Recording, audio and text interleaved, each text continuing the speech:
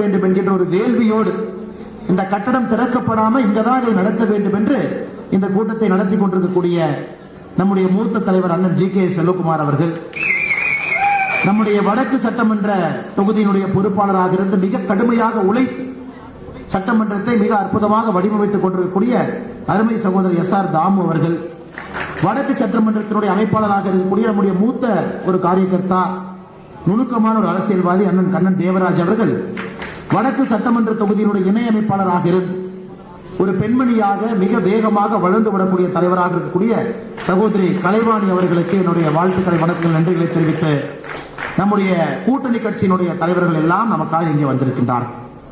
குறிப்பாக நம்முடைய பாட்டாளி மக்கள் கட்சியினுடைய தோழர்கள் இங்கே வந்திருக்கின்றார்கள், பாட்டாளிகளாக வந்திருக்கின்றார்கள். இந்த மேற்கு பகுதியினுடைய பொறுப்பாளராக இருக்கக்கூடிய மூத்த தலைவர் அண்ணன் தங்கவேல் பாண்டியன் அவர்கள் நம்மோடு இருக்கின்றார்கள். அவருக்கு என்னுடைய நன்றிகளை தெரிவித்துக் கொள்கின்றேன். பாட்டாளி மக்கள் கட்சியினுடைய 2 மாவட்டத்தினுடைய தலைவர்கள், நகர் மாவட்டமாக இருக்கட்டும் பக்கத்து மாவட்டமாக 2 மாவட்டத்தினுடைய தலைவர்கள், ஒரு இளம் தலைவராக பாட்டாளி மக்கள் கட்சியில இளம் வயதிலே ஒரு மாவட்ட தலைவராக இருக்கக்கூடிய அசோக் ஸ்ரீநிதி அவர்கள் நம்ம எல்லாம் சார்ந்து பேசிவிட்டு அமர்ந்திருக்கின்றார்கள். அவருக்கும் என்னுடைய நன்றி கலந்த வாழ்த்துக்களை, வணக்கங்களை தெரிவித்து, அண்ணன் கோவை ராஜ் அவர்களுக்கு என்னுடைய வாழ்த்துக்களை, வணக்கங்களை தெரிவித்து, தமிழக மக்கள் முன்னேற்ற கழகத்தினுடைய தலைவராக இருக்கக்கூடிய பிரின்ஸ் ஜே சுந்தர் அண்ணாச்சி அவர்கள் வந்திருக்கின்றார்கள். அவருக்கும் இந்த நேரத்தில் என்னுடைய வாழ்த்துக்களை, வணக்கங்களை தெரிவித்து, மேடையின் மீது இருக்கக்கூடிய நம்முடைய ஆற்றல் மிகுந்த ஒன்றிய தலைவர்கள், வேளாண்டிபாளையத்தினுடைய தலைவராக இருந்து கடுமையாக களப்பணி செய்யக்கூடிய கார்த்திக் அவர்கள், வடவள்ளி பகுதியினுடைய தலைவர் அண்ணன் பால தண்டாதிபதி அவர்கள், ரத்னபுரியினுடைய தலைவராக இருக்கக்கூடிய சகோதரர் மோகன் அவர்கள், கணபதி பகுதியினுடைய தலைவராக இருக்கக்கூடிய அருமை சகோதரர் சிவகுமார் அவர்கள், நம்முடைய இந்த பகுதியினுடைய முக்கிய பொறுப்பாளராக இருக்கக்கூடிய மாவட்ட செயலாளர் கணபதி துரை அவர்கள், விவசாய அணியினுடைய மாநில செயலராக இருக்கக்கூடிய அருமை சகோதரர் விஜயகுமார் அவர்கள்,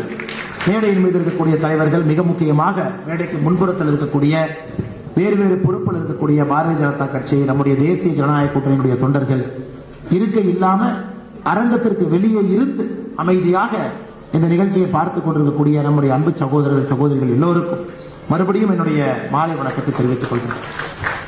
ஐயா, இது ஒரு சாதாரணமான கூட்டம் இல்லை, ஒரு உணர்ச்சி மிகுந்த கூட்டம். இதற்கு முன்பு குஜராத் சமாஜ் பவன்ல ஒரு கூட்டத்தை முடித்துவிட்டு இங்க வர்றங்க ஐயா. அது கட்சி சாராத கூட்டம். ரொம்ப ஆச்சரியமான ஒரு விஷயம், கட்சி சாராத கூட்டம். அந்த கூட்டத்தில் இருப்பவர்கள் யாரும் பாரதிய ஜனதா கட்சி தேசிய ஜனநாயக கூட்டணியுடைய தொண்டர்கள் கிடையாது.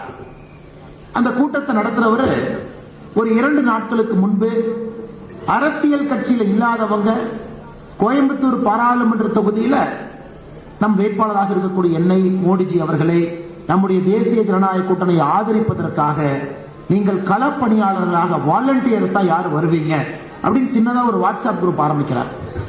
ஒரு வாட்ஸ்அப் குரூப், அதுல எல்லாம் ரெஜிஸ்டர் பண்ணி இன்னைக்கு 10,530 பேர் 10,530 பேர் அதுல இணைஞ்சிருக்காங்க.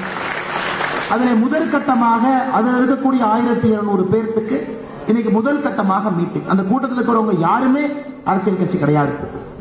அவங்க எல்லாமே நம்மை போன்று சாதாரண மனிதர்கள், இல்லத்தரசிகள், வேலை பார்க்கிறவங்க, தொழிற்சாலை நடத்துறவங்க, வேலைக்கு போறவங்க. ஏன் நம்முடைய கோயம்புத்தூர் மாநகரத்தை சுத்தமாக வைத்திருக்கக்கூடிய நம்முடைய தெய்வங்களாக இருக்கக்கூடிய துப்புரவு பணியாளர் சகோதரர்கள் 2 பேர். பார்வை சுத்தமாக 100% பார்வை இல்லாத ஒருவர். அவர் என்ன சொல்லி கூட்டத்துக்கு வந்திருக்காருன்னா, எனக்கு பார்வை இல்லையே, தயவு செஞ்சு ரிஜெக்ட் பண்ணிடாதீங்க, எனக்கு ஒரு வேலை கொடுங்க, நான் 25 நாள் செய்வேன்.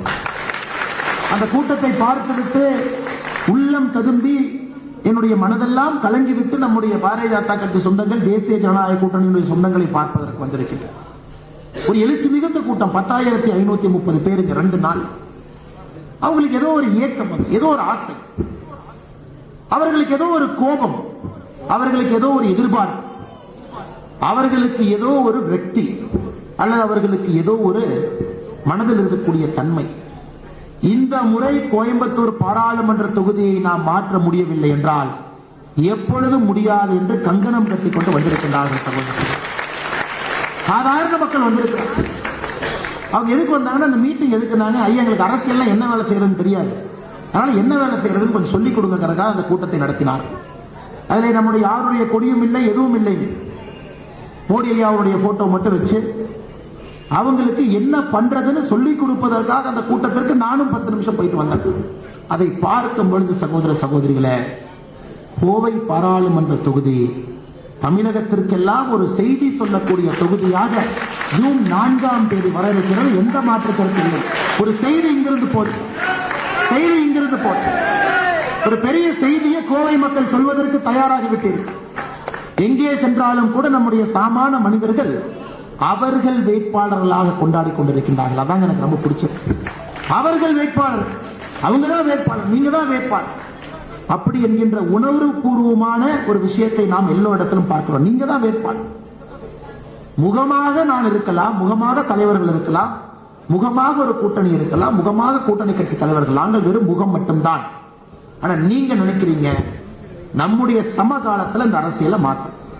இந்தியாவில் எல்லா பகுதியும் வளருது, எல்லா நகரமும் வளருது. எதற்காக கோயம்புத்தூரிலே வளர்ச்சி குறைவாக இருக்கிறது என்கின்ற கேள்வியை நீங்க வைக்கிறீங்க.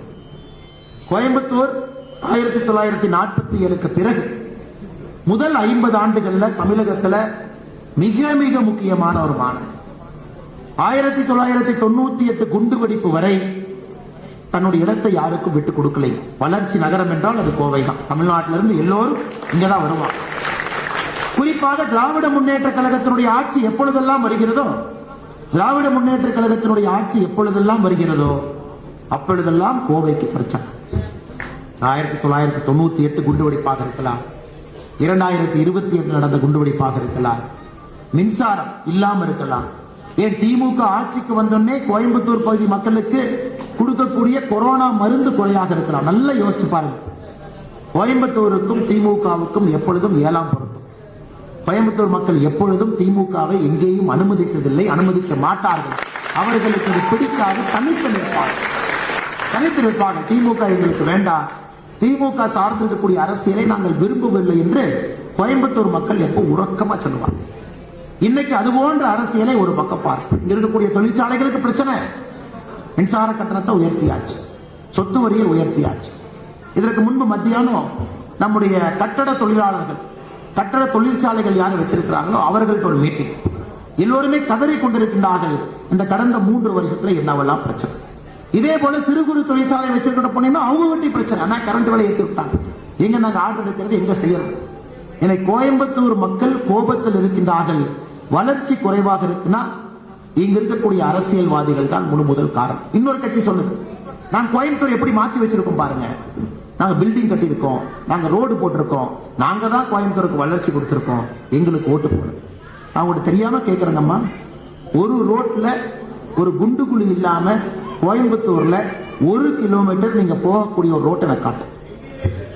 ஒரே கிலோமீட்டர். நான் உங்ககிட்ட 10 கிலோமீட்டர் கணபதி, நான் உங்ககிட்ட சிங்காநல்லூர், ஒண்டிப்புதூர் இதெல்லாம் நான் கேட்கலீங்கம்மா, காந்திபுரம் கேட்கல. 1 கிலோமீட்டர் ஒரு ஸ்ட்ரெச் எடுத்துக்கணுங்க. இதுல குண்டு குழி இல்லாம 1 கிலோமீட்டருக்குள்ள நாம வண்டியை வளைக்காம ஓடி இருப்போம் இல்லை. ஆனா நீங்க ஒண்ணு புரிஞ்சுக்கணும், தமிழகத்திலே 4 மாவட்டங்கள், சென்னை, காஞ்சிபுரம், செங்கல்பட்டு, கோயம்புத்தூர், இந்த 4 மாவட்டங்கள் தமிழகத்தினுடைய 32% பொருளாதாரத்தை இந்த 4 மாவட்டம் கொடுக்கும். சென்னை, செங்கல்பட்டு, காஞ்சிபுரம், கோயம்புத்தூர் 4 மாவட்டங்கள் 32% பொருளாதாரம் இந்த 4 மாவட்டம். கோயம்புத்தூரின் அதிகம், சென்னைக்கு அடுத்து கோயம்புத்தூர். ஆனால் நாம் ஒரு விஷயத்தை புரிந்து கொள்ள வேண்டும் சகோதர சகோதரிகளே, கோயம்புத்தூரை பொறுத்தவரை வீக்கத்தை வளர்ச்சி என்று சொல்லிக் கொண்டிருக்கின்றார். ஐயா, உடம்புல ஒரு கட்டி வந்துச்சுன்னா அது வளர்ச்சி இல்லைங்க, அது வீக்கம். 2 கமிஷன் வர்றதுக்காக 2 பாலத்தை கட்டிட்டு சம்பந்தமே இல்லாம அந்த பாலம் எங்க போகுதுன்னு யாருக்குமே தெரியாது. அந்த பாலத்தில் ஏறினீங்கன்னா அந்த பரமபதம் மாதிரி அந்த பாம்பனுடைய வாழை தொட்டீங்கன்னா எங்க போய் இறங்குறோம் யாருக்குமே தெரியாது. எதுக்குன்னா இல்லனே கட்டணும், அப்பதான் எங்களுக்கு 20% கமிஷன் வரும், 1000 கோடி. அதை கொண்டு வந்து ஒரு கட்சி கோயம்புத்தூர் மக்கள்கிட்ட வளர்ச்சி வளர்ச்சி என்று போய் சொல்லிக் கொண்டிருக்கின்றார். ஐயா, மத்திய அரசுல மோடி ஐயா கோயம்புத்தூர் வளர்ச்சிக்கு பணம் தாங்க கொடுக்க முடியும். ஆனா நம்முடைய அரசியலமைப்பு சட்டத்தின்படி மோடி ஐயா ஜி.கே. செல்லகுமார் அண்ணியோ பாயிண்ட் மணி அவர்களே கூப்பிட்டு நம்ம கட்சியில தான் ஆட்சியில் இருக்கு, கொஞ்சம் வேலை சரியா நடக்குதான்னு பாருங்கப்பான்னு கேட்க முடியாது. அரசியலமைப்பு சட்டத்தின்படி அந்த பணம் என்பது மாநில அரசுக்கு வரும், மாநில அரசு அந்த வேலையை செய்யும். ஸ்மார்ட் சிட்டிக்கு 1000 கோடி ரூபாய் 1000 கோடி ரூபாய் ஒதுக்கி இருக்கின்றோம். ஏதாச்சும் இந்த சிட்டி ஸ்மார்ட்டா மாறி இருக்கிறது நீங்க பாத்தீங்களா? இல்லை. எங்கேயுமே இல்லை. அந்த பணம் எங்க போச்சு தெரியாது. கோயம்புத்தூருக்கு ஒரு விமான நிலையத்திலிருந்து, ரயில்வே நிலையத்திலிருந்து, சாதாரண ரோடில் இருந்து ஒரு தண்ணி எத்தனை பேர் குடித நீரை பைப்பை திறந்து குடிக்கிறீங்க சொல்லுங்க. குடித நீருக்கெல்லாம் மூலமாக இருக்கக்கூடியது பாருங்க, கோயம்புத்தூர் பிரச்சனை. குடிக்கிறதுக்கே அடுத்த மாசம் தண்ணி இருக்காது. பில்லூர் டேம்ல தண்ணி இல்லை, சிறுவாணியில் இல்லை. இல்ல பாத்தீங்கன்னா நாளைக்கு பேப்பர்ல வரும். இந்த நகரம் கோயம்புத்தூர்ல எங்கிருந்தாலும் கூட தமிழ்நாட்டில் சொல்லுவாங்க, கோயம்புத்தூர் போறீங்களா, அந்த ஒரு பாட்டில கொஞ்சம் சிறுவாணி கொஞ்சம் எடுத்துட்டு வாங்க, நாங்க குடிச்சு பார்க்கணும். இதெல்லாம் கேள்விப்பட்டிருக்கீங்களா?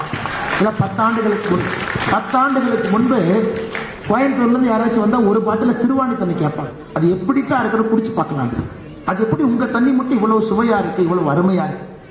இன்னைக்கு கோயம்புத்தூருக்காரங்க தண்ணி இல்லாம மாற்றி இருக்கிறதாங்க இந்த 70 ஆண்டு கால அரசியல். இது நீங்க நல்லா புரிஞ்சுக்கணும். வளர்ச்சி இல்லை, குடிப்பதற்கு இத்தனை நீர் ஆதாரம் இருந்து எல்லாத்தையும் அழிச்சிட்டு ஒரு பைப்பை திறந்து தைரியமாக இங்க யாரும் தண்ணி குடி. கோயம்புத்தூர்ல இருக்கக்கூடிய மக்கள் அந்த வாட்டர் கேன் 30 லிட்டர் வாங்கி கவுத்தி வச்சுக்கிறோம், கரெக்டுங்களா? அல்லது வீட்டுல கொஞ்சம் வசதி இருக்கிறவங்க இந்த அக்கியோ கார்டு மாதிரி ஏதோ ஒன்று போட்டு வச்சுக்கிறாங்க. இன்னும் கொஞ்சம் வசதி இருக்கிறவங்க மினரல் வாட்டர் வாங்கி வச்சுக்கிறாங்க. இந்த 3 தான். நம்ம யாராக இருந்தாலும் கூட 30 லிட்டர் தண்ணி கேன் எடுத்து குடிக்கிறோமா, இல்ல நாம ஒரு அக்கியோ கார்டு வீட்டுல போட்டு வச்சுக்கிட்டோமா, இல்ல நாம மினரல் வாட்டர் பாட்டில் எடுத்து குடிக்கிறோமா? எங்க இருக்கிறோம் நீங்க யோசிச்சுப்பாங்க. இத்தனை காலமாக ஓட்டு போட்டு என்ன நடந்துச்சுன்னு நீங்க கேட்க. ஏன் கம்யூனிஸ்ட் கட்சி நிக்கலீங்க? ஏன் கம்யூனிஸ்ட் கட்சிக்கு சீட்டு கொடுக்கல?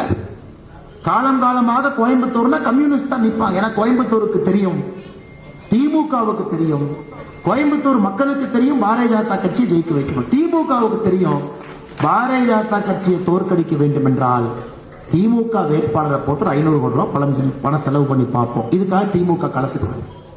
ஐயா, சுவை மட்டும் ஒரு முறை மக்கள் அந்த சுவையை பார்த்துட்டாங்கன்னா திரும்ப கேட்பாங்க. தம்பி சகோதரர் அருமையான வார்த்தை சொன்னார். இந்த 3வது கட்சி வளர விடாம ஏன் பார்த்துக்கிறாங்கன்னா, 3வது ஒரு கட்சி வந்துட்டா வளர்ச்சினா என்னன்னு காட்டிடுவாங்க. ஊழல் இல்லாத சமுதாயத்தை உருவாக்க முடியும் என்கின்ற நம்பிக்கையை கொடுத்துருவாங்க. அதனால தமிழ்நாட்டில் அரசியல் கட்சிகள் ஒரு கட்சி வளருதா, உடனே கூட்டணி போட்டுக்க, கூட்டணி போட்டு அந்த கட்சியை காலி பண்ணு. அல்லது தனியா வளர்ந்து வந்துட்டாங்களா, எம்எல்ஏ விலைக்கு வாங்கி அந்த கட்சியை உடைச்சது. இதுதான் தமிழக அரசியல். இப்பதாங்க ஐயா முதலாக நாம் எல்லோரும் ஒன்றாக இணைந்திருக்கின்றோம். இந்த கூட்டணி ஏதோ ஒரு நாள்ல உருவாகலீங்க. டிவியில நம்முடைய மக்கள் பார்க்கலாம். ஒரு நாள்ல அண்ணாமலை அண்ணா தைலாபுரத்துக்கு போனாரு, பெரிய ஐயாவை பார்த்தாங்க, அன்போனி ராமதாஸ் ஐயாவை பார்த்தாங்க, கையெழுத்து போட்டாங்க. இல்ல அண்ணாமலை அண்ணா ஜி.கே. வாசன் அவங்களை போய் பார்த்தாங்க, நம்ம கட்சி தலைவர்கள் வந்தாங்க. இது 6 மாத கால முயற்சி. ஒரு இரவு நடக்கும். 6 மாத கால முயற்சியில இந்த ஐயா பெரம்பலூருடைய சிட்டிங் எம்பி பாரிவேந்தர் ஐயா, சிட்டிங் எம்பி, திமுக சின்னத்துல ஜெயிச்சவரு, திமுக சின்னத்துல சிட்டிங் எம்பியா இருக்கிறவரு, இன்னைக்கு அதே பெரம்பலூர்ல பாரதிய ஜனதா கட்சி சின்னத்துல போட்டி போறார். யோசிச்சு, ஏன் திமுக உங்களுக்கு சீட்டு கொடுக்கலையா? இல்ல திமுக சின்னத்துல மறுபடியும் நின்றால் திமுக வேண்டாம் என்று சொல்லி விடுவார்களா? ஒரு வருட காலத்திற்கு முன்பே சொல்லிவிட்டார், நான் பாரதிய ஜனதா கட்சி சின்னத்துல நிக்க போறேன். மாற்று அரசியலுக்கு. அம்மாவுக்கு வயசா 40 வயசு 50 வயசு இல்ல, 83 வயசு. 83 வயசு. இப்ப பெரம்பலூர் பாராளுமன்ற தொகுதியில் அண்ணன் பாரிவேந்தர் அவர்கள் வெற்றி பெற்றால் இந்தியாவுடைய மிக வயதான பாராளுமன்ற உறுப்பினர், அனுபவம் வாய்ந்த உறுப்பினர். ஏன் ரிஸ்க் எடுக்கிறாருங்க? 83 வயசுல ஏன் இந்த ரிஸ்க் எடுக்கிறாரு? அவர் என்னிடம் சொன்னார், தம்பி 83 வயசு ஆயிடுச்சு, ஒரு சாதாரண ஒரு டுட்டோரியல் காலேஜ் ஆரம்பிச்ச சென்னையில் 40 ஆண்டு காலம் ஆண்டவனுடைய அருள்ல வளர்ந்துட்டோம். இந்த வயசுல நல்ல அரசியலுக்கு நானும் இருந்தேன் என்று காட்டப் போகின்றேன். அண்ணன் ஏசி சண்முகம் வெள்ளூர்ல நிக்கிறாருங்க. போன முறை இரட்டை இலை சின்னத்துல நின்னார். இரட்டை இலை சின்னத்துல 8181 வாக்கு வித்தியாசத்துல தோத்து போனார். 8181 வாக்கு வித்தியாசத்துல 8000 ஓட்டுல தான் தோத்தாரு. 4000 பேர் ஓட்ட மாத்தி போட்டா 22 லட்சம் பேர்த்துல வெறும் 4000 பேர் மாத்தி போட்டிருந்தா எம்பி. இந்த முறையும் இரட்டை இலை சின்னத்துல நின்று இருக்கலாம். ஆனா ஏன் வெள்ளூர்ல தாமரை சின்னத்துல நிக்கிறாங்க நீங்க யோசிச்சு பாருங்க. பாட்டாளி மக்கள் கட்சி நம்ம கூட்டணியில் இருக்கிறோம். 10 இடத்துல நிக்கிறான், வலிமையான இடத்துல நிக்கிறான். ஏன்னா இந்த கூட்டணியை பரஸ்பரம் ஒரு நம்பிக்கையோடு அமைந்த கூட்டணி. ஐயா, நாங்க பெரிய கட்சியை டாமினேட் பண்ண மாட்டோம். அழகில் இந்திய அளவுல பெரிய கட்சியா இருக்கலாம். தமிழ்நாட்டை பொறுத்தவரை வளர்ச்சி வேண்டும் என்றால் சகோதர சகோதரிகளாக நாம் பகிர்ந்து கொள்வோம். நீங்க ஜெயிக்க போறீங்களா, நீங்க நல்லது. நாங்க ஜெயிக்க போறோமா? நாங்க நிக்கிறோம். இவங்க இங்க ஜெயிக்க போறாங்களா? இவங்க நிக்கட்டும். இன்னைக்கு ஏன் தமிழகத்தினுடைய பெரிய கட்சி கூட்டணியிலிருந்து ஒருத்தர் வெளியேங்க வர்றாங்க? ஒரு கட்சி வளர விடக்கூடாது. வளர்ந்தால் அந்த கட்சிக்கு பிரச்சனை. இந்த கட்சியை தள்ளு. பாட்டாளி மக்கள் போன்ற கட்சி உங்களுக்கு தெரியுங்க ஐயா. அவங்களோட பெரிய ராசி இருக்கு. அவங்க எங்க போறாங்களோ அந்த கூட்டணி பெரும்பாலும் ஜெயிக்கும். பாட்டாளி மக்கள் கட்சியை பொறுத்தவரை நமக்கு தெரியும், களத்தை அற்புதமாக ரீடு பண்ணக்கூடிய ஒரு கட்சி பாட்டாளி மக்கள் கட்சி. குறிப்பா நம்முடைய பெரிய டாக்டர் ராமதாஸ் ஆகட்டும், அன்புமணி ராமதாஸ் கரெக்டா கெஸ் பண்ணுவாங்க கிரவுண்ட் எப்படி ஷிஃப்ட் ஆயிரும். அவர்கள் துணிந்து நம்முடைய தேசிய ஜனநாயக கூட்டணியில நம்மோடு இணைந்து நிற்கின்றார்கள் என்றால் பாட்டாளி மக்கள் கட்சிக்கு தெரியும் களம் எந்த பக்கம் இருக்கு. அண்ணன் ஜான் பாண்டியன் அவர்கள் மேல இருக்கிறாங்க, தலைவர் இருக்கிறாங்க. 2021 எக்மோர்ல போட்டிட்டார் அண்ணன். இன்னைக்கு மிக தெளிவாக இருந்தார், நான் பாரதிய ஜனதா கட்சியினுடைய சின்னத்துல தென்காசியில் நிக்க போறேன். ஏன் எக்மோர்ல எதிரிங்கையா போட்டிட்டார், ரெட்டாலையில போட்டிட்டார். எனக்கு தென்காசியில நம்முடைய தாமரை சின்னத்தில் நிற்கிறார். அதனால் சகோதர சகோதரிகளே, இது ஒரு சாதாரண கூட்டணியா நீங்க பார்க்க கூடாது.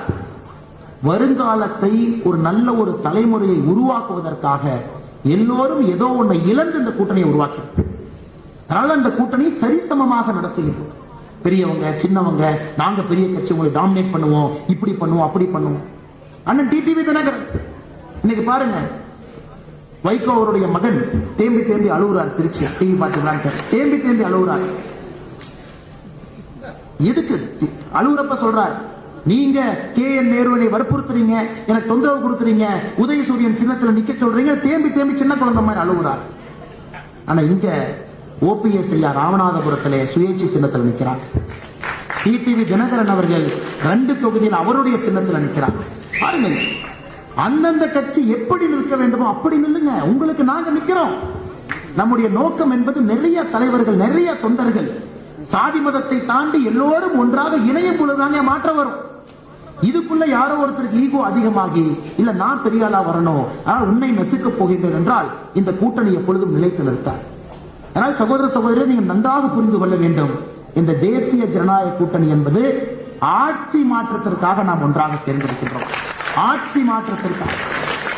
இல்லாட்டி எதுக்கு ஐயா OPS ஐயா போய் எதுக்கு ராமநாதபுரத்துல சுயேட்சை சின்னத்திலேயே நிக்க போறாங்க சிட்டிங் MLA? எல்லோரும் தன்னை தாண்டி தமிழ்நாட்டில் மாற்றம் வரணும், நான் போய் நிக்கிறேன். எனக்கு ஐயா மாநில தலைவராக நிறைய பணி இருக்கு. இன்னைக்கு நான் நாளை காலையில பாத்தீங்கன்னா திருநெல்வேலியில நம்முடைய வேட்புமனு தாக்கல் பண்றாரு நயினார் நாகேந்திரன், அங்க இருக்கணும். ஊட்டியில் அண்ணன் முருகன் அவர்கள் வேட்புமனு தாக்கல் பண்றாங்க, அங்க இருக்கணும். நான் பிறந்த கரூர்ல வேட்புமனு தாக்கல் பண்றாங்க, அங்க இருக்கணும். எல்லா ஊழியர் கூட்டத்துக்கு போகணும், சென்னையில் இருக்கணும். அங்கிருந்து வேட்பாளர் தொலைபேசியில் அழைச்சிட்டு இருக்காங்க, எப்ப நான் வருவீங்க? திருவண்ணாமலையிலிருந்து சகோதரர் அஸ்வத்தாமன் கூப்பிடுறாரு, அண்ணா என்ன நிக்க சொல்லிட்டீங்க, பிரச்சாரத்துக்கு நீங்க எப்ப வருவீங்க, கிளம்பி வாங்க. தெளிவாக கட்சியில் எல்லாத்துக்கிட்டையும் சொன்ன, நான் போட்டி போட போவது கிடையாது, நான் வேலை பார்க்கிறேன். ஆனா மேல நம்முடைய தலைவர் சொன்னார், இல்ல மாற்றம் வர வேண்டும் என்றால் நீயும் களத்தில் நிற்க வேண்டும். கோயம்புத்தூருக்கு 2026க்கு முன்பே நாம் எப்படிப்பட்ட மாற்றத்தை கொடுக்கின்றோம் காட்டிட்டு நீங்க மக்கள்கிட்ட ஆதரவு கேட்க. ஒரு சாதாரண மனிதனா போய் மக்கள்கிட்ட ஆதரவு கேட்காதீங்க. 2024 பாராளுமன்ற உறுப்பினர் ஆன பிறகு 700 நாட்கள் இருக்கிறது. 700 நாட்கள் சட்டமன்ற தேர்தல். 700 நாட்கள்ல வேலை செஞ்சுட்டு மக்கள்கிட்ட போய் சொல்லுங்க, வாக்கு போட்டீங்க, ஓட்டு போட்டீங்க. 700 நாள் இவ்வளவு செஞ்சிருக்கோம். 2026 சட்டமன்ற தேர்தலுக்கு ஒரு வாய்ப்பு கொடுங்க, மாத்திக்காங்க. 234 தொகுதிகளிலும் ஜெயித்த ஒரு பாராளுமன்ற உறுப்பினரும் மாற்றத்தை காட்டு. அது மோடி ஐயா நீங்க பாருங்க ஐயா, இவங்க சொல்றாங்க, எனக்கு தெரிந்து குஜராத்துக்கு கூட மோடி ஐயா இவ்வளவு போனது கிடையாது. குஜராத்துக்கு கூட இவ்வளவு போகுது. தமிழ்நாட்டிற்கு மட்டும் வந்து கொண்டே இருக்கின்றார். கோயம்புத்தூர் ரோட் ஷோ, பல்லடம், அதன் பிறகு தூத்துக்குடி, திருநெல்வேலி, நாகர்கோவில், சென்னை, மதுரை, திருச்சி, இதெல்லாம் கடந்த 6 மாத காலத்துல மோடி அவர்கள் தமிழ்நாட்டுக்கு வந்திருக்கக்கூடிய ஊர்களுக்கு. மோடி அவர்கள் இதை தவமாக எடுத்திருக்கின்றார். தமிழகத்தில் அரசியல் மாற்றத்தை நான் பார்க்க வேண்டும் என்று மோடி ஐயா தவமாக இருக்கிறார். அதனால் இந்த நேரத்தில் நாம் அனைவருமே மோடி ஐயாவின் பின்பு நிற்க வேண்டிய கட்டாயம் நமக்கு இருக்கு. 70 ஆண்டு காலமாக செய்ய முடியாததை நாம் எல்லாம் இணைந்து 2024 பாராளுமன்ற தேர்தல் நாம் செய்ய. வேட்பாளர் பற்றி சொன்னாங்க. வேட்பாளர் எல்லாம் இப்படி இல்ல, நான் அண்ணாமலை அண்ணா டிபேட்டுக்கு போனோம், இல்ல அண்ணாமலை அண்ணா 1-to-1 போனோம், நான் அண்ணாமலை அண்ணா ஒரே மேடையில உட்கார்ந்து நாங்க பேசணும், அண்ணாமலையை வரைச்சோம். நான் அதுக்கு பல இடத்துல பதில் சொல்லி, ஐயா நான் இங்க ஏதோ ஒரு வேட்பாளர்கிட்ட போட்டி போடுறதுக்கு நான் வரலைங்க. 3 வேட்பாளர் இருக்கிறாங்க, அண்ணாமலை அவரு, பி அவரு, சி அவரு, 10 பேர் இருக்கிறாங்க, எல்லாம் ஒன்னா மக்கள் முன்னாடி நிற்கிறாங்க. அதுக்காக வரவில்லை, அதற்கான அரசியல் இது இல்லை. இந்த தேர்தல் என்பது ஒரு 3 வேட்பாளர் போட்டி போட்டு அதுல யாரு ஜெயிக்கிறாங்கன்னு பாக்குறதுக்கான தேர்தல் இல்லை. அந்த வேட்பாளர்ல போட்டி போட்டு எனக்கு என்னங்க ஆகும்? எனக்கு எது ஆக போறது? உங்களுக்கு எது ஆக போறது? நம்முடைய போட்டி என்பது தமிழகத்தில் நடக்கக்கூடிய அராஜக அரசியலை ஒழித்து கட்ட வேண்டும், அதனோடு போட்டி. பண அரசியலை ஒழித்து கட்ட வேண்டும், அதோடு போட்டி. கோயம்புத்தூருக்கு வளர்ச்சினா என்னன்னு காட்டணுங்க, அதோடு மட்டும்தான் போட்டியோ தவிர ஒரு வேட்பாளர்கிட்ட சண்டை போடுறதுக்கு நாம இங்க வரலீங்க. நாம் எல்லாம் கோபாலபுரத்தோடு சண்டை போட்டு அரசியல் செய்பவர், தமிழகத்திலே ஆட்சி மாற்றம் வர வேண்டும் என்பதற்காக துடித்துக் கொண்டிருப்பவர். ஆனால் நீங்கள் அனைவரும், என்னுடைய அன்பான வேண்டுகோள், நீங்கள் வேட்பாளர்கள் என்று நீங்கள் முதல்ல நம்பணும். நீங்க அண்ணாமலை என்ன வேட்பாளர் நீங்க நம்பக்கூடாது, நீங்க தான் வேட்பாளர். நீங்க கேட்கல, இதெல்லாம் ஆச்சரியமா இருக்குன்னு. நான் உங்க பேச்சு கேட்க வந்தோம், நீங்க நைசா எங்களை வேட்பாளர் இருக்கிறீங்க. அப்ப எங்க தலைமையில வேலையை அதிகப்படுத்துறீங்க. அப்ப நாங்க வேலை செய்யணுமா? நீங்கள் வேலை செய்து கொண்டிருக்கின்றீர்கள். நான் உங்களிடம் வைக்கக்கூடிய அன்பான வேண்டுகோள் என்னன்னாங்க, இந்த தலைமுறைங்க ஏழை என்கின்ற ஜாதியை ஒழித்து காட்டுவோம். நம்ம தலைமுறையில காட்டுவோம், ஏழை என்கின்ற ஜாதி ஒழித்து. ஐயா, வீடு இல்லாதவர்களுக்கு 4 கோடி பேருக்கு வீடு கொடுத்திருக்கோம். 4 கோடி பேர். இன்னும் கோடிக்கணக்கான மக்கள் வீடு இல்லாம இருக்கிறார். வீடு கொடுக்கணும். மோடி அவர்களை பொறுத்தவரை ஆரம்பித்த வேலையில பாதியில் இருக்கார். 70 ஆண்டுகளாக இருந்த அசுத்தத்தை 10 வருஷத்துல பண்ணியிருக்கார். ஐயா, நாம் 2024 மோடி ஐயா தெளிவா சொல்றார், நாம் ஏதோ 10 வருஷம் ஆண்டு விட்டு இன்னும் 5 வருஷம் கேட்கல. செய்ய வேண்டிய வேலை பாக்கி இருக்கிறது என்று 5 ஆண்டுகள் கேட்கிறோம். இன்னும் செய்ய வேண்டிய வேலை பாக்கி. பெண்கள் முன்னேற்றத்திற்காக, விவசாயிகளுடைய முன்னேற்றத்திற்காக, வீடு இல்லாதவர்களுக்கு கடைசி மனிதனுக்கு வீடு கட்டி கொடுக்க வேண்டும். எத்தனையோ வேலைகள் நமக்கு பாக்கி இருக்கு. நாம் இதை சங்கல்பமாக, தவமாக கோயம்புத்தூர்ல இந்த வளர்ச்சியை காட்ட வேண்டும், எல்லா தரப்பட்ட மக்களையும் நம்மோடு அரவணைத்து எடுத்துச் செல்ல வேண்டும் என்பதற்காக நாம் வந்திருக்கின்றோம். சகோதர சகோதரி, என்னுடைய அன்பான வேண்டுகோள், எனக்கு முன்பு பேசிய சகோதரர்கள் பெரியவர்கள் எல்லாம் பேசினாங்க, ஐயா நீங்க அடுத்த 25 நாட்கள் இங்க வந்திருக்கக்கூடிய நீங்கள் ஒருவரும் தான் அந்த மாற்றத்திற்கான வேட்பாளர். நீங்க நம்ப மாட்டீங்க ஐயா, இதற்கு முன்பு குஜராத் சமாஜில் நடந்த அந்த மீட்டிங்ல நீங்க வீடியோ பார்த்தீங்கன்னா தெரியும். அதுல ஒருவர் இந்த நாமினேஷனை கட்டுற டெபாசிட்டே ஒருத்தர் கொடுத்துட்டார். ஆனா அது கூட நீங்க கையில இருந்து போடக்கூடாது. அங்க வந்திருக்கக்கூடிய வாலண்டியர்ஸ்ல இந்த நாமினேஷன் ஃபார்முக்கு 25,000 ரூபாய் கட்டணும். ஒரு பாராளுமன்ற வேட்பாளர் நாமினேஷன் ஃபார்ம் நீங்க கொடுக்கும் பொழுது 25,000 ரூபாய் பணம் கட்டணும். 25,000 ரூபாய் பணத்தையும் ஒருத்தர் கொடுத்துட்டார். அதையும் நாங்கள் தான் கொடுப்போம். அதை நீங்க எது கொடுக்குறீங்க? நாங்க வேலை செய்ய அந்த உணர்வுக்கு மதிப்பளித்து, ஐயா நீங்க 25,000 கொடுக்காதீங்க, 101 ரூபாய் கொடுங்க, 101 ரூபாய் அவரிடம் வாங்கி கொண்டு வந்து உங்க உணர்வுக்கு மதிப்பளிக்க பெரிய மனதோடு சொல்லியிருக்கின்றீர்கள், எனக்கு 101 ரூபாய் மட்டும் நீங்க கொடுங்க. இதுதான் இந்த பாராளுமன்ற தேர்தல். இதுதான் ஐயா இன்னைக்கு நடக்குது, வேற எது நடக்குது? நீங்கள் இதை நீங்கள் வேட்பாளராக இந்த மாற்றத்திற்கு நீங்க நிக்க போறீங்கன்னு உங்கள் பகுதி, உங்க வீடு, உங்க அபார்ட்மெண்ட், நீங்க வசிக்கிற இடம், அது அனைத்தையும் கூட மக்களிடம் சென்று வாக்கு சேகரித்து கொடுக்க வேண்டிய கடமை உங்களுக்கு. உங்களுடைய கடமை. அதை நீங்கள் உரிமையாக நீங்கள் செய்ய வேண்டும். எல்லார்த்தையும் நீங்க சந்திக்கணும், தைரியமா கேட்கணும். இந்த அண்ணாமலைக்கு ஓட்டு போடுங்க, மோடி ஐயாவுக்கு ஓட்டு போடுங்க, தேசிய ஜனநாயக கூட்டணிக்கு ஓட்டு போடுங்க, தாமரைக்கு ஓட்டு போடுங்க, பாரதிய ஜனதா கட்சிக்கு ஓட்டு போடுங்க. நாம் எந்த தவறும் செய்யாமல் 10 ஆண்டுகளாக ஒரு நல்லாட்சி எப்படி இருக்கும் என்று காட்டிவிட்டு வந்திருக்கோம். நம்ம திமுக காரங்க மாதிரி ஊழல் பண்ணிட்டு இந்த எலெக்ஷனுக்கு வந்திருக்கிறோங்களா? வேட்டி சட்டை ஊழல் பண்ணாங்க, அவங்க வந்து தைரியமா நிக்கிறாங்க திமுக காரங்க. இல்ல திமுகவுடைய முதல் குடும்பத்தை போல கோடிக்கணக்கான ரூபாயை கொள்ளையடித்து விட்டு இந்த தேர்தலுக்கு வந்திருக்கிறோமா? இல்ல திமுக அரசை போல நிர்வாக திறனே இல்லாம ஒரு சாதாரண மழை வந்தாலும் கூட அந்த மலைக்கு நடுவில் மக்கள் ஒண்டி பிழைத்துக் கொண்டிருக்கின்றார்கள், அதுபோல ஆட்சி நடத்திட்டு வந்திருக்கிறோங்களா? கொரோனா பெருந்தொற்றை உலகத்தில் எப்படி கையாள வேண்டும் என்று காட்டிவிட்டு வந்திருக்கின்றோம். 220 கோடி மக்களுக்கும் ஒரு பிரச்சனை இல்லாம அந்த கொரோனாவுக்கான மருந்து கொடுத்து விட்டு வந்திருக்கின்றோம். ஏழை மக்களை முன்னேற்றத்திற்காக 10 ஆண்டுகளாக நல்லாட்சியை காட்டிவிட்டு வந்திருக்கின்றோம். ஆனால் நீங்க காலரை நிமித்திட்டு தைரியமாக ஒரு சாமானிய மனிதனை பார்த்து நீங்கள் வாக்கு சேகரிக்கலாம். உங்களுக்கு எந்த விதமான கெட்ட பேரும் நாங்கள் கொடுக்கணும். அது மோடி அவர்களாக இருக்கட்டும், இந்த அண்ணாமலையாக இருக்கட்டும், கட்சியினுடைய தலைவர்களாக இருக்கட்டும், தொண்டராக இருக்கட்டும், எந்த விதமான ஒரு சின்ன கரும்புள்ளி இல்லாம இந்த களத்தில் நின்று வாக்கு சேகரித்துக் கொண்டிருக்கின்றோம் சகோதர சகோதரி. அதனால அடுத்த 25 நாட்கள் உங்களுடைய உழைப்பை எதிர்பார்க்கணும். உங்க பகுதி உங்கள் பொறுப்பு, உங்க பூத் உங்க பொறுப்பு. உங்க பூத்துல நீங்க யார் இருக்கிறீங்களோ அது உங்க பொறுப்பு. 5 முறை 6 முறை அந்த பூத்துல எல்லா வீட்டுக்கு நீங்க போயிட்டு வாக்கு கேட்டு விட்டு வந்திருக்க வேண்டும். போட்டு போடுங்க. அண்ணாமலை என்ன, தேசிய ஜனநாயக கூட்டணி, பாரதிய ஜனதா கட்சி, தாமரை சின்னம், இவிஎம் மிஷின், இந்த பட்டன், அதையெல்லாம் கேட்க வேண்டியது உங்க பொறுப்பு. தைரியமாக நெஞ்சை நிமிர்த்தையா 20 ஆண்டுகள் கழித்ததை திரும்பி பார்க்கும் பொழுது ஒரு புரட்சி அரசியலில் நானும் பங்கேற்றேன் என்று பெருமையாக நாம் அனைவரும் சொல்லுவோம். 2024 அரசியல் புரட்சியில நானும் இருந்தேன் என்று பெருமையாக நாம் சொல்ல வேண்டும். அதில் நான் இருந்தேங்க. அது என்ன, அண்ணாமலை அவர் வேட்பாளர் தான், ஆனா அண்ணாமலையை நான் தான் ஜெயிக்க வச்சேன். கம்பீரமாக நீங்க சொல்லுங்க. நான் 1000 பேருக்கு ஓட்டு வாங்கி கொடுத்தேன், அதனாலதான் அவர் ஜெயிச்சார். கம்பீரமாக நீங்க சொல்லுங்க. தமிழகத்தில் எப்ப அரசியல் புரட்சி நடந்தாலும் கூட அது கோயம்புத்தூரிலிருந்து 2024 அது நடந்தது என்று சரித்திரம் பதிவு செய்யப்பட்டது. நம்முடைய சண்டை வேட்பாளர்கள் இல்லைங்க, தெளிவா புரிஞ்சுக்கணும்.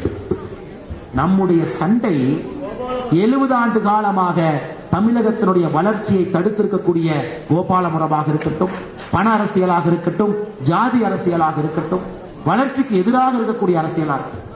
அத சகோதரர் அவர் வேட்பாளரை பற்றி சொன்னாங்க. எவ்வளவு ஆச்சரியம் பாருங்க. டாஸ்மாக் கடை வேண்டுமா, ஸ்கூல் வேண்டுமா? ஸ்கூல்ல என்னங்க பணம் வரும்? அந்த வேட்பாளர் எவ்வளவு தெளிவா இருக்காரு பாருங்க. ஒரு ஸ்கூல் கட்டி அதுல கஷ்டப்பட்டு பாடம் சொல்லி கொடுத்து அதுல குழந்தைங்களை நல்ல மனுஷங்களா மாத்தி அதுக்கு டீச்சருக்கெல்லாம் மாசம் மாசம் சம்பளம் கொடுத்து அந்த குழந்தைங்களை பக்காவா படிச்சு அந்த குழந்தைங்க இந்த நாட்டினுடைய நல்ல குடிமகனானா நமக்கு என்ன பிரச்சனை? ஆனா இங்க குடிமகன்கள் வந்தா நமக்கு நல்ல வருமானம் வரும். ரொம்ப அருமையா சொன்னா. கஷ்டப்பட்டு ஒரு ஆசிரியர் என்னங்க தன்னை அர்ப்பணித்து அடுத்த தலைமுறையை உருவாக்குறவங்க ஆசிரியர். பேரே தெரியாது ஆசிரியர். அவ பாட்டுக்கு 40 வருஷம் வேலை பார்த்துட்டு ரிட்டையர் ஆகிட்டு வீட்டுல அமைதியா இருப்பான். மன திருப்தி. நான் 1000 பேர்த்த உருவாக்கி இருக்கேன், 10,000 பேர்த்த உருவாக்கி இருக்கேன். ஆனா நம்ம வேட்பாளர் ரொம்ப தெளிவா இருக்காரு. என்னங்க இதெல்லாம் பண்ணி நாட்டுக்கு நல்ல குடிமகன் கிடைச்சு ஏன் வீட்டுல வருமானம் வரவா போகுது? நல்லவங்க நாட்டில இருந்து ஏன் வீட்டுக்கு என்ன வரப்போகுது? அதனால ஸ்கூல மூடு, டாஸ்மார்க் தர. டாஸ்மார்க் என்றால் டாஸ்மார்க் ஒட்டி இருக்கக்கூடிய பாரை பத்தி அண்ணன் பேசுறாங்க. டாஸ்மார்க் அரசு பாரு, அதுலதான் வருமானம். ஒரு நாளைக்கு 50,000, 1 லட்சம், 2 லட்சம், 5 லட்சம் பார்ல வரும் பொழுது எதுக்குங்க ஐயா ஸ்கூல நடத்தணும்? எவ்வளவு தெளிவா இருக்காரு பாருங்க வேட்பாளர். எவ்வளவு தெளிவா இருக்காரு. 3 to 5 லட்சம் ரூபாய் ஒரு பார்ல வருமானம் வரும் பொழுது எதுக்கு ஸ்கூல் நடத்தணும்? சகோதர சகோதரிகளே, அதையெல்லாம் முன்கூட்டி நான் விட்டுறேன்.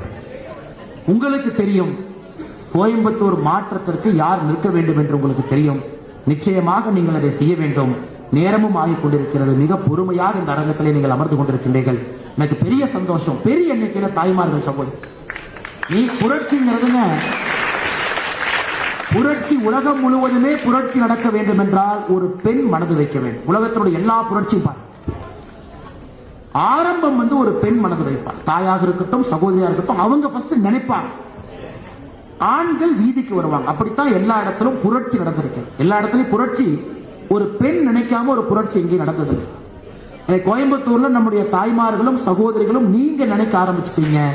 மாற்ற வரன். இதற்குமே என் குழந்தை என்ன, நீ விற்கிற ட்ரக்ஸ் சாப்பிட்றதுக்கு என் குழந்தை இருக்கணுமா? இது ஒரு பெண் கேட்கிறான்.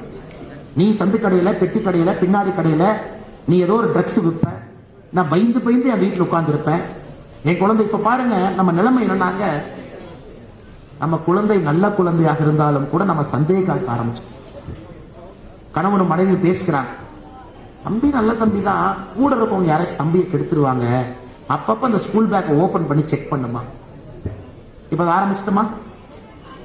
அந்த செல்போனை கொஞ்சம் வாங்கி நோண்டி பாரு, அவன் ஃப்ரெண்ட்ஸ் யாருன்னு பாரு. நம்ம குழந்தை பாவம் படிச்சுட்டு ஒரு டியூஷனுக்காக 1/2 மணி நேரம் போயிட்டு லேட்டா வந்திருப்போம். இத்தனை காலமாக அந்த கோணத்துல பார்க்காத ஒரு தந்தை தாய் குழந்தை கேட்கறியா, 1/2 மணி நேரம் லேட்டா வந்த, எங்க போன? டியூஷனா? சாந்தியக்கா வீட்டுக்கு போனியா? எத்தனை பேர் கூட இருந்தாங்க? இதெல்லாம் கேட்கிறோங்களா? இன்னைக்கு திமுக அரசுல இந்த போதை கலாச்சாரம் வந்த பிறகு நம்முடைய சொந்த குழந்தையை சந்தேகிக்கும் அளவுக்கு இந்த அரசு நம்மை மாற்றி இருக்கின்றார். உங்களை விட்டுருவீங்களா? நீங்க விடவே கூடாது. ஒரு தாய்மார் விடவே கூடாது. நான் உங்களுக்கு உறுதி அளிக்கின்றேன், மோடி ஐயா சென்னையில சொன்ன அதே உறுதி, நார்கோட்டிக்ஸ் கண்ட்ரோல் பியூரோ ஆபீஸ் கோயம்புத்தூர்ல திறக்கணும். NC யாராச்சும் ட்ரக்ஸ் இல்ல வித்தானா தோலை உரிச்சு உப்பு கண்டம் போட்டுரும். ஏன்னா அப்பப்ப என்னுடைய போலீஸ் பாஷை வந்திருக்கு. தோலை உரித்து உப்பு கண்டம் போட்டு விடுவது, மாட்டான தோலை உரித்து உப்பு கண்டம். இந்த போதைப் பொருளுக்கு மட்டும் நம்ம இடம் கொடுக்க மாட்டோம். போதைப் பொருளுக்கு இங்கே இடம் கிடையாது. அது எவனா வேணாலும் இருக்கட்டும், எவ்வளவு பெரிய ஆளாக இருக்கட்டும், நீ ஈரான்ல இருந்து, பாகிஸ்தான்ல இருந்து, மியான்மர்ல இருந்து, எங்கிருந்து வேணாலும் கொண்டு வா, கோயம்புத்தூருக்குள்ள வந்தீங்கன்னா கையும் காலும் இருக்காது என்பது என்னுடைய வாக்கு. இதை மென்மையா பேசுறதுலாம் இங்க வரணும். ரொம்ப மென்மையா ஒரு பதமா ஒரு அரசியல் தலைவர் ஐயோ அதெல்லாம் வந்தாங்கன்னா நாங்க குடிப்போமா, 14 நாள் உள்ள வெப்பமா, அவன் வெயில் எடுப்பானாமா, மறுபடியும் இன்னொரு பேரை வச்சுக்கிட்டு மறுபடியும் 2வது மாசம் ட்ரக்கை வைப்பானா. இந்த NCB வேலையை புடிச்சு உரிச்சு உப்பு கண்டம் போடும். கண் முன்னால் நம்முடைய குழந்தைகள் அழிந்து கொண்டிருக்கின்றார்கள். அது என்னுடைய உத்தரவாதம் உங்களுக்கு. அது மோடி அவர்களுடைய உத்தரவாதம். ஏன்னா இத்தனை பள்ளிக்கூடம் இருக்கு, நீங்க சாதாரணமா நினைச்சிடாதீங்க. 200க்கு மேல இன்ஜினியரிங் காலேஜ் இந்த ஒரு மாவட்டத்தில் இருக்கு. இந்தியாவுடைய கல்வி நகரம்னா முதல் நகரம் அது கோயம்புத்தூர். இத்தனை குழந்தைகள் இருக்கிறாங்க. இத்தனை குழந்தை பார்த்தா இந்த பரிமாண வளர்ச்சி 15 வயசு 16 வயசு தப்பு எது சரி எது அப்படின்னு பார்க்கிற வயசு. அந்த வயதுல ஒரு தப்பு செய்வது ஒரு இயற்கை தான். அதனால் நாம் தெளிவாக இருக்க வேண்டும். நம்முடைய ஊரை பொறுத்தவரை படிக்கின்ற குழந்தைகள் அதிகமாக இருக்கக்கூடிய ஊர். ஒரு முறை போதை கலாச்சாரம் வந்துருச்சுனாங்க இது பஞ்சாப் மாதிரி மாறி. இதைத்தாங்க நாங்க பேச போறோம். நாம் வேற எதுவும் பேசல. அவங்க கொடுக்கிற கொலுசு, அந்த 100 ரூபாய் இத்து போன பாக்ஸ், அந்த கரூர்ல இப்ப கொடுக்க ஆரம்பிச்சிருக்கிறாங்க இந்த டிஃபன் கேரியர் 3 அடுக்கு. என்ன பிரயோஜனம்? என்ன பிரயோஜனம்? நம்ம என்ன அவ்வளவு இழிவான மனித பிறவிகளா பாக்குறாங்களா? நீ சம்பாதிச்ச பாவக்காசு, நீ 3 வருடமாக சம்பாதிச்ச பாவக்காசுல ஒரு கொலுசையும் ஒரு டப்பாவையும் கொடுத்தா கோயம்புத்தூர் மக்களை விலைக்கு வாங்க விட முடியுமா? அதனால்தான் சகோதர சகோதரிகளே, கோயம்புத்தூர் மக்கள் உங்களுடைய செய்தி தமிழகம் முழுவதும் செல்ல வேண்டும். ஜூன் 4ஆம் தேதி இது புரட்சி. இது புரட்சி. அரசியல் மாற்றத்திற்கான புரட்சி கோயம்புத்தூர்ல ஆரம்பிக்கும். அதையெல்லாம் நீங்கள் செய்ய வேண்டும் என்றால் அடுத்த 25 நாட்கள் நீங்க வேட்பாளராக ஏறி இறங்கணுங்க ஐயா, நடக்கணுங்க ஐயா. ஒரு வீடு ஏறி இறங்கணுங்க ஐயா. யாரையும் பார்க்காம விடக்கூடாது. 3,35,172 வாக்காளர்கள் இருக்கிறார். மேடையில் இருக்கக்கூடிய சட்டமன்ற பொறுப்பாளர்களுடைய பொறுப்பு அது. 3,35,172 வாக்காளர்களையும் 6 முறை நாம் சந்திச்சிருக்கோம். 6. அவங்களே சொல்ல, தம்பி தயவு செஞ்சு இன்னொருக்க வந்துடாது, நான் ஓட்டு போறேன்னு சொல்லி 4 முறை 5 முறை 6வது முறை வர்றீங்க வேண்டாம் என்று அன்போடு மக்கள் நம்மிடம் சொல்லும் அளவுக்கு நம்முடைய உழைப்பு இருக்க வேண்டும் என்று சொல்லி எனக்கு வாய்ப்பு கொடுத்த இந்த மாவட்டத்தினுடைய இந்த சட்டமன்றத்தினுடைய எல்லா நம்முடைய முக்கியமான அமைப்பாளர்கள், பொறுப்பாளர்கள், தலைவர்களுக்கு நம்முடைய அன்பு கட்டளை ஏற்றுக்கொண்டு நம்மோடு களத்திலே பணி செய்வதற்கு வந்திருக்கக்கூடிய கூட்டணி கட்சி தலைவர்கள், நண்பர்களுக்கும் என்னுடைய நன்றி கலந்த வாழ்த்துக்களை, வணக்கங்களை தெரிவித்து என்னுடைய உரையை முடித்துக் கொள்கின்றேன். நன்றி, வணக்கம். பாரத் மாதா கி ஜெய்.